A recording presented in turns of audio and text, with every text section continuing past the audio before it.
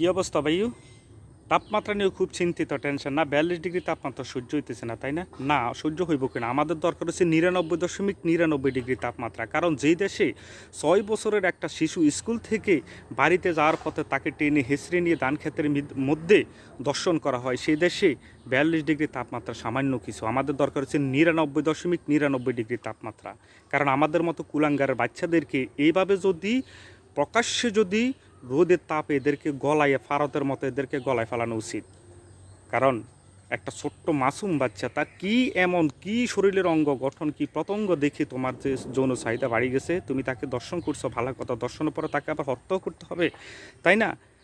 এখন কথা হচ্ছে এই সকল কুলাঙ্গারা বাচ্চাদের কারণে মনে করেন আপনার ভাই, আমার বোন, আপনার বোন, আপনার মেয়ে, আমার মেয়ে, কেউ কি নিরাপদ?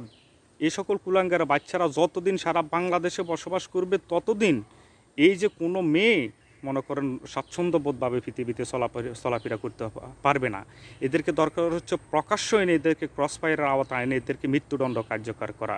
কারণ হচ্ছে আপনি মনে করেন বোরকা পরিহিত একটা মেয়ে রাস্তা দিয়ে যাবে, স্বাভাবিক, তাকে দেখে আপনার যৌন চাহিদা অনেকের উঠেন, আপনারা বোরকা পরিধানের কথা বলেছেন। তো এই ছোটো বাচ্চা, তার কি এমন শারীরিক গঠন ছিল যেটা দেখে তুমি আর থাকতে পারলে না, তুমি তাকে দর্শন করতে হইলো?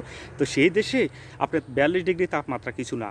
তোর মতো কুলাঙ্গারা বাচ্চাদের দরকার হয়েছে তোর ইটের ভাড়ার মধ্যে হালাই বালা করে তোরা আগুন দিয়ে পোড়া দিয়ে মারান। কারণ 42 ডিগ্রি তাপমাত্রা তোর দিয়ে হইতো না। তোর কারণে আজকে সারা পৃথিবীতে সবাই জ্বলি ছারখার হইতেছে। কারণ এটা জাহান নামের একটা অভিশপ্ত বাংলাদেশের মধ্যে বিরাজ করতেছে।